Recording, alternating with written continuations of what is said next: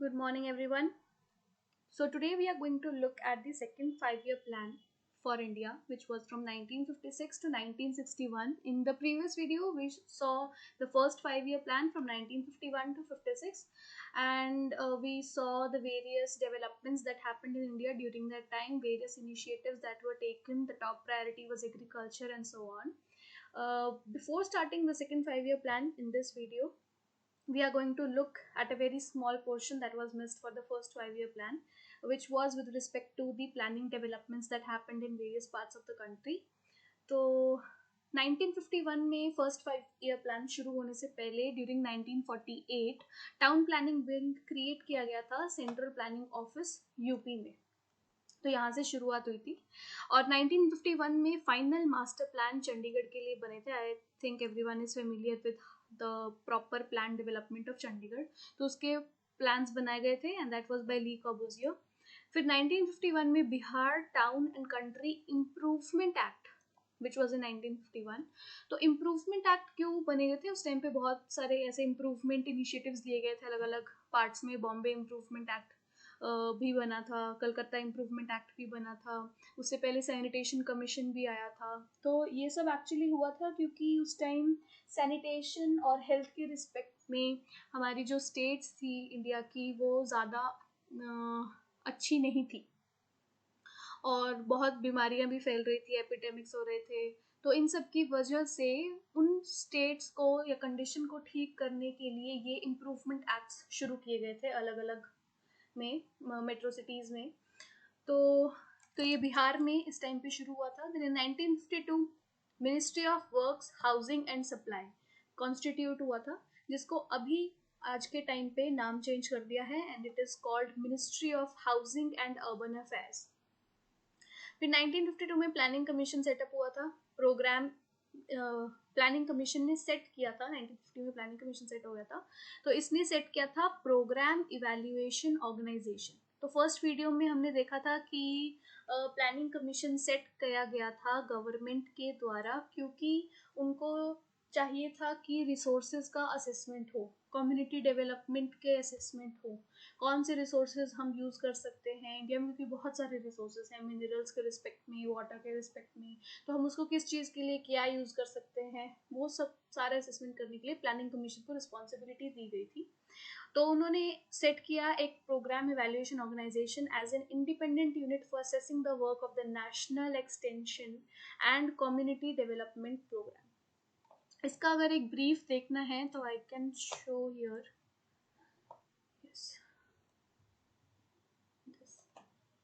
So the Planning Commission was set up in March 1950, which was by a resolution of the government to make an assessment of material, capital, and human resources of the country, including technical personnel, and investigate the possibilities of augmenting such of these resources as are found to be deficient in relation to the nation's requirement. India को क्या चाहिए और उसके respect में कौन से resources की कमी है उसका भी असेसमेंट करना था, कौन से ज़्यादा हैं उसका भी असेसमेंट करना था, वो किस चीज़ के लिए यूज़ हो सकते हैं उसका भी असेसमेंट करना था. Next, formulating a plan for the most effective and balanced utilization of the country's resources on a determination of priorities, define the stages in which the plan should be carried out, and propose the allocation of these resources for the due completion of each stage. Indicate the factors which are tending to retard economic development and determine the conditions which, in view of the current social and political situation, should be established for the successful execution of the plan. Determine the nature of the machinery that will be necessary for securing the successful implementation of each stage of the plan in all its aspects. Appraise from the time to time progress which will be achieved in the execution of each stage of the plan, and recommend the adjustment of the policy and measures that such appraisal may show to be necessary. And make such interim or ancillary recommendations. Interim is temporary, तो कुछ temporary या फिर ancillary recommendations दी जाएं as appear to be appropriate either for facilitating the discharge of the duties assigned to it और on a consideration of the prevailing economic conditions, current policies, measures, and development programs, or on an examination of such specific problems as may be referred to it for the advice by the central or the state government. तो full responsibility दी गई थी planning commission को। तो इसीलिए planning commission ने फिर आगे प्लानिंग कमीशन ने आगे एक सेट किया प्रोग्राम इवैल्यूएशन एक्सटेंशन, राइट। और कम्युनिटी डेवलपमेंट प्रोग्राम्स इनिशिएट करने के लिए भी रिस्पॉन्सिबिलिटी उनको दी गई थी। देन इन 1954 बॉम्बे और मुंबई टाउन प्लानिंग एक्ट हुआ था 1954 में। 1955 town planning organization TPO Delhi was created under ministry of health. Again ministry of health के अंडर क्यों आया, वही इम्प्रूवमेंट एक्ट के बाद ये सब ऑर्गेनाइजेशंस आने शुरू हुए थे प्लानिंग के under. 1955 School of Town and Country Planning, which is now known as SP Delhi, which is a very renowned institution for architects and planners, was established by the Government of India to provide facilities for rural, urban and regional planning. आज भी पाए जाते हैं ऐसे courses institute में। 1955 Town and Country Planning Organization was established in Assam. So this was all regarding the first 5-year plan, and we are finished with it. Then second 5-year plan was from 1956 to 1961. 1957 में establish हुआ DDA, Delhi Development Authority Act 1957, जिसकी आजकल बहुत सारी post भी निकल रही हैं, if anyone is interested they can see. 1959 में first post graduate course in planning was introduced by IIT Kharagpur, post graduate PG course. Then 1959 Town Planning Department established in Karnataka. Do you see first postgraduate course in planning was introduced? और इससे पहले हम planning acts और planning organisations खुलने की बातें कर रहे हैं। तो बेसिकली तब तक इतना स्कॉलर नहीं थे इंडिया में जो कि प्लानिंग लेवल तक जिन्होंने स्टडी कंप्लीट की हो या सिटी प्लानिंग कैसे की जाती है ये ज़्यादा डिटेल में समझा हो। तो after this it all began. तो एसपी दिल्ली भी इसीलिए स्टार्ट किया गया, इंस्टीट्यूशंस शुरू हुए ताकि सिटी प्लानिंग अच्छी की जा सके।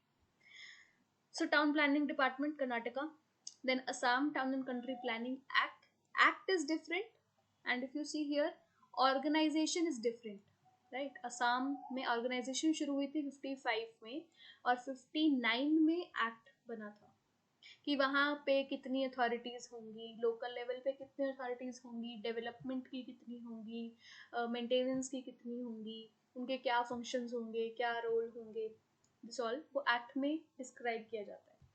Later amended in 1964 to enable constitution of development authorities. Then 1960 Town Planning Department was declared permanent in UP.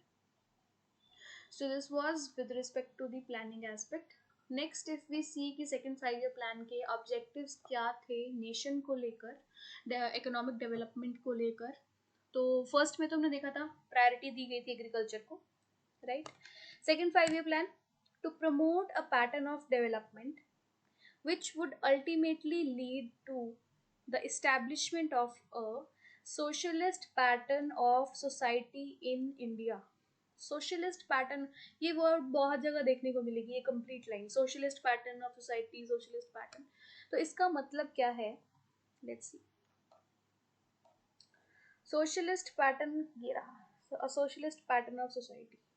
अब इसका मतलब क्या है, the socialist pattern is not conceived in a rigid or dogmatic way. Its core lies essentially in rapid development, greater equality, proceeding side by side.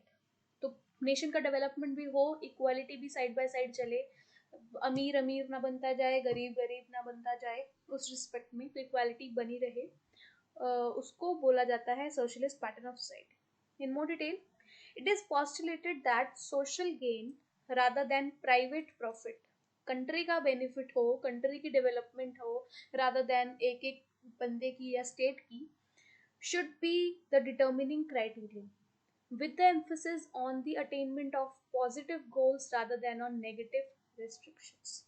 इसका मतलब ये मतलब होता है सोशलिस्ट पैटर्न ऑफ सोसाइटी, ठीक है। तो if we see here the main objectives of the second plan are sizable increase of the order of 25% in national income. National income में increase first 5-year plan के दौरान expect किया गया था 11 से 12%, लेकिन वो actual में जो बढ़ा था वो 18.4% था, which was very good. इसीलिए सेकेंड 5 ईयर प्लान में 18.4 से भी बढ़ाकर 25% एक्सपेक्ट किया गया कि इतना तो बढ़ना ही चाहिए अब कंट्री का, राइट। तो ये हुआ था। Then rapid industrialization with emphasis on the development of basic and heavy industries, a large expansion of employment opportunities, and reduction of inequalities in income and wealth, and a more even distribution of economic power. तो यही बात है, rapid development greater equality, इन दोनों की बात की गई, इसीलिए ये line I socialist pattern of society. Sorry. After this, aims an increase of 25% rapid industrialization. So we saw that. Then next, if we have to this second plan, target growth 4.5, actual growth 4.3, very close but not achieved completely, इसलिए पूरी तरह से successful नहीं बोलते हैं इसे। Simple aggregative Harrod-Domer growth model was again used for overall projections and the strategy of resource allocation to broad sectors जैसे कि एग्रीकल्चर और इंडस्ट्री। और ये बेस किया गया था 2 and 4 sector model which was prepared by PC Mahalanobis. PC Mahalanobis was a professor, Prasanta Chandra Mahalanobis. He adopted the simple 2 sector model of Soviet planning of Feldman type. तो ये already कहीं पे actually I think US में it was already adopted in 1928 और सो, तो वहाँ पे already हो गई थी शुरू।